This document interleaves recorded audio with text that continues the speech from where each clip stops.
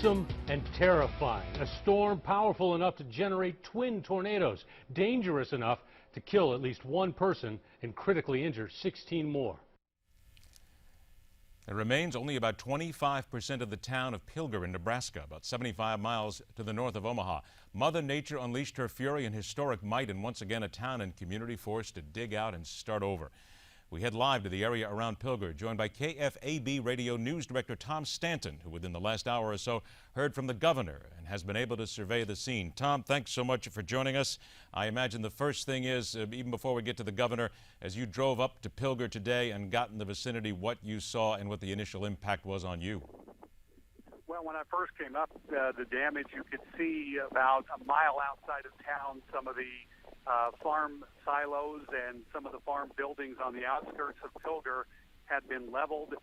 Some of the power lines had been bent, so I knew that from what I had already heard and just seen on the outskirts of Pilger that it was going to be a pretty devastating scene once we got inside the community, and that is the case.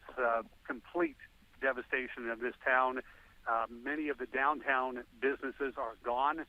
The governor right now is doing a walking tour of the downtown area, and he is pledging his support. He says he'll do whatever he can to help this community rebuild. Tom, have you been in the vicinity before or covered tornadoes before in the aftermath, the day or two after? I have, and ironically, 3 or 4 of them have been in small towns like this. This is eerily reminiscent of a couple of other tornadoes, one in Nebraska and one in Iowa.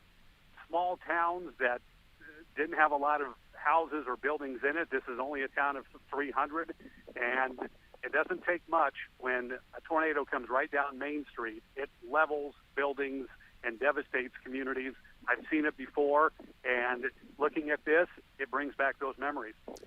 The governor spoke. You said, did he give us any sort of an update on damage, deaths, injuries, where we stand? No, he is going to do that here in a few moments with a news conference.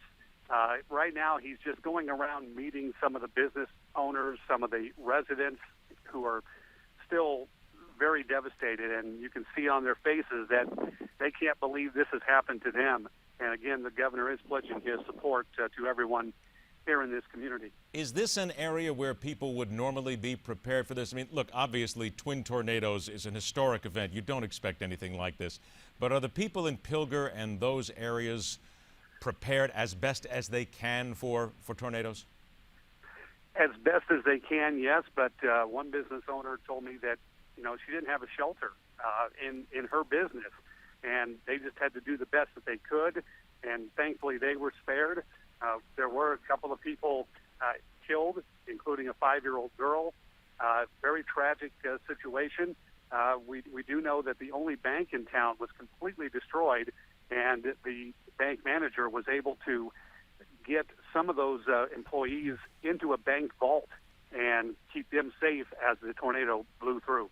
About a minute or so that I have left here, Tom. I'll tell you what always happens when we hear these stories. These are people, they live here, these are their homes. Many of them have generational ties to this land. And when you hear of disasters such as these, I think what catches a lot of people is they will always hear the survivors say, this is our home, we're going to stay, even if they may have been hit twice, 3, 4 times, God forbid, something has happened. I think America just kind of, the people who don't live there shake their head and go, how can they still return to an area like that that is so devastated? Well, when you're dealing with maybe a Moore, Oklahoma, where it's happened 3 or 4 times over the course of a few years, then maybe you start to wonder about that. This is an isolated incident. It's hard to tell the people who live here that, but it is, and they've already pledged. I've heard a few of them already say they're rebuilding. This town is not going to die. I'll tell you what, there's one thing about the American spirit, because people like this, we've seen this in so many times through hurricanes and floods, tornadoes, so many things, they always want to rebuild and they want to go back home. Tom, I thank you so much for taking some time to be with us today. Good luck and please stay safe. Thank you, Ed. All right, Tom Stanton, KFAB Radio in Omaha, Nebraska. The last word that we have heard from this storm is that I believe there are now 2 confirmed dead in the storm. 3, I'm now told, there are now 3 confirmed dead in this storm. And of course, they are still picking through the devastation. Our thoughts and prayers with the people in Nebraska, Omaha, and that area. Please stay safe.